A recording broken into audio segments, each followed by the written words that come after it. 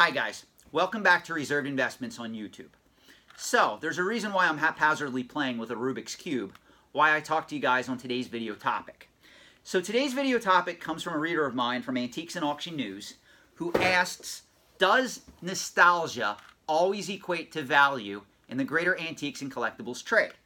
Now, this is a very important question to discuss because a lot of people seem to think that if something's popular in 2019, that popularity means that 10, 20, 30, 40 years down the line, people are going to remember that item and they're going to want to collect it and or own it again, and that's going to increase its price and or value on the collectible secondary market. That is completely false, and I'm going to prove it to you in this video. So what I have done was I did a lot of work and research to put together this video.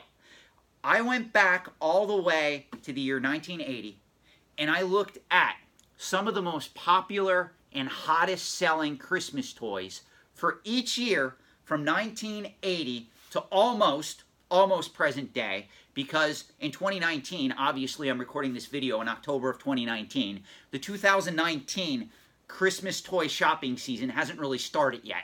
So we don't know what the biggest selling item out there is going to be as of yet. That's yet to be determined. So what I did was, I did a lot of extensive research on this particular topic because I know what some of you are going to say. Well, Sean, I just did a search on my smartphone and I put in what's the most popular selling Christmas toys for the last 40 years and I got 5 hits. And all these websites have all this information that I'm just going to use and go by that. Well, here's the problem. A lot of that's quick clickbait.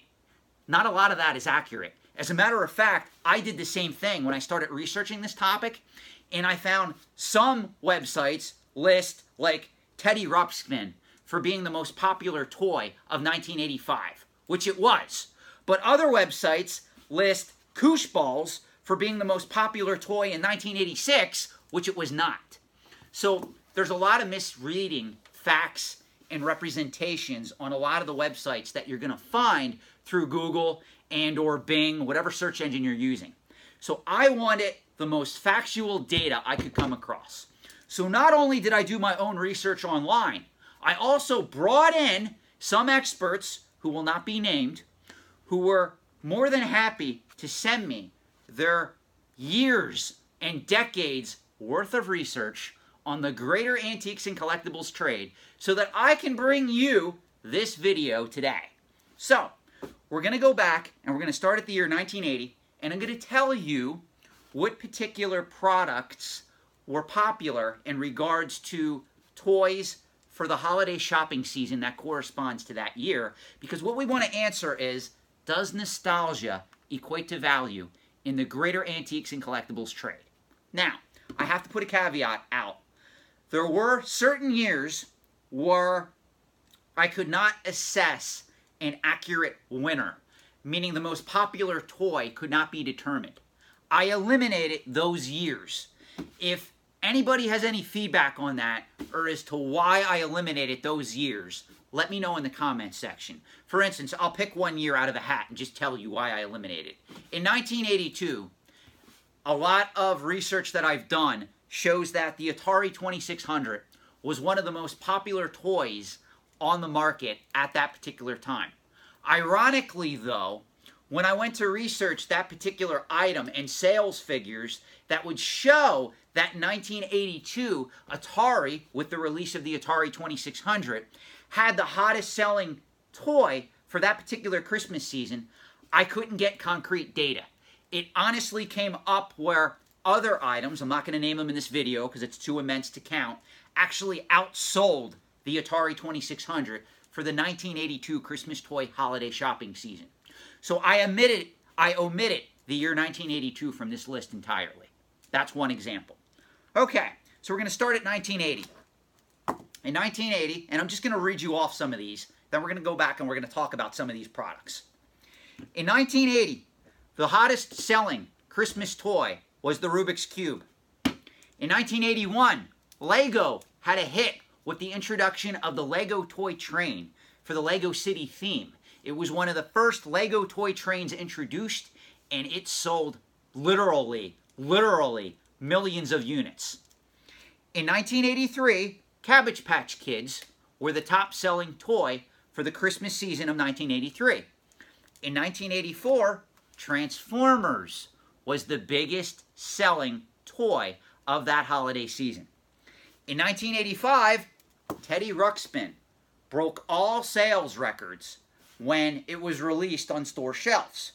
In 1986, Worlds of Wonder, who also made Teddy Ruxpin, had another hit on their hands with Laser Tag. In 1987, the Koosh Ball was actually the hottest selling toy for that Christmas holiday season. And if you're wondering what the second one was, it was the Nintendo Entertainment System. Now, you may take criticism with the fact that the Koosh Ball outsold the Nintendo Entertainment System, but you have to understand, the Koosh Ball sold for roughly $5 or $6. A Nintendo Entertainment System generally costed $100 or more. So you have to see how all things are relative, that parents who couldn't afford a Nintendo for their kids got them a Koosh Ball, and they still had one of the hottest selling toys of the year. In 1988, Nintendo struck gold again because the Nintendo Entertainment System was the hottest selling Christmas toy for that year. In 1989, Nintendo dominated the market again with the release of the Nintendo Game Boy. The Nintendo Game Boy came out with an estimated retail price of $89.99, came packaged with Tetris, and it sold out pretty much for that whole year, meaning it was one of the most popular products, and it took Christmas by storm. Now, in 1990, Teenage Mutant Ninja Turtles were the most popular toy product put out to retailers and sales-wise in regards to the 1990 holiday shopping season. In 1991, however, the Sega Genesis dominated the market. 1991 was a key year for Sega because they also introduced Sonic the Hedgehog around that same time, and a lot of people were buying a 16-bit system for the very first time, and rather than go with the TurboGrafx 16, they went with the Sega Genesis because Nintendo didn't release their Super Nintendo system until 1992. Which brings us to 1992. The most popular toy for that particular Christmas season was the Super Nintendo Entertainment System, hands down. In 1993, ironically though, Sega, all research shows in 1993, Sega was outselling the Super Nintendo. Meaning Sega, again, with the release of both the Sega Genesis and also the Sega CD add-on, Sega outsold Super Nintendo in 1983. But in 1994, Mighty Morphin Power Rangers was the most popular holiday gift you would find under the Christmas tree. Now, this is where we get a little bit esoteric. Guess what was the most popular selling Christmas toy for the 1995 holiday shopping season? Beanie Babies. Now, in 1996, we had Tickle Me Elmo. Now, I'm going to stop there for a minute because this is what I want you to do. For those of you guys that think nostalgia equates to value in the greater antiques and collectibles trade, go do a eBay completed auction search of the Rubik's Cube, Cabbage Patch Kids, Teddy Ruxpin, Laser Tag, a Koosh Ball, Power Rangers, Beanie Babies, Tickle Me Elmo, and you're going to find a unique trend. In most cases, a lot of those items, when we factor in the cost of inflation and the cost of holding those items for 20, 30, almost 40 years, those items did not appreciate anywhere near putting your money in the greater stock market would have appreciated. Or, and I'm going to give credit here, for those of you that were smart enough to buy original factory sealed Game Boy systems and keep them factory sealed, guess what? You made quite a bit of money today in 2019. Now here's a question for you guys. How many people actually bought factory sealed Nintendo Game Boy systems back in 1989 and kept them factory sealed until 2019? I'd venture to say very few people, because the market for those items financially rewards the people that did keep those items factory sealed because there's so few available on the market today. See what I'm saying? Now let's go to the year 1997. 1997, Tamagotchi was the most popular children's toy. of that holiday season. In 1998, it was Furbies. Everybody remembers those annoying Furbies? Well, go look up the value of your Tamagotchis and Furbies, even if you kept them factory sealed, from 1997 and 1998. I'm going to tell you this. They're dead. They're not coming back. Tamagotchi does have a little bit of collectible value for certain ones produced. However, it's very limited, and they are much more popular in Japan than they were ever in the United States to this day. Now, 1999, something interesting happens. Pokemon comes on the scene. Now, those of you that watched my video where I talk about Pokemon and Magic the Gathering, you should know when Pokemon was originally created, there was a lot of demand for the product. The problem was it was manufactured by Wizards of the Coast who didn't anticipate that demand. That's why today, the first edition, the base set, the shadowless sets all sell for a premium on the secondary market because they were produced in a limited quantity. That was not done intentionally.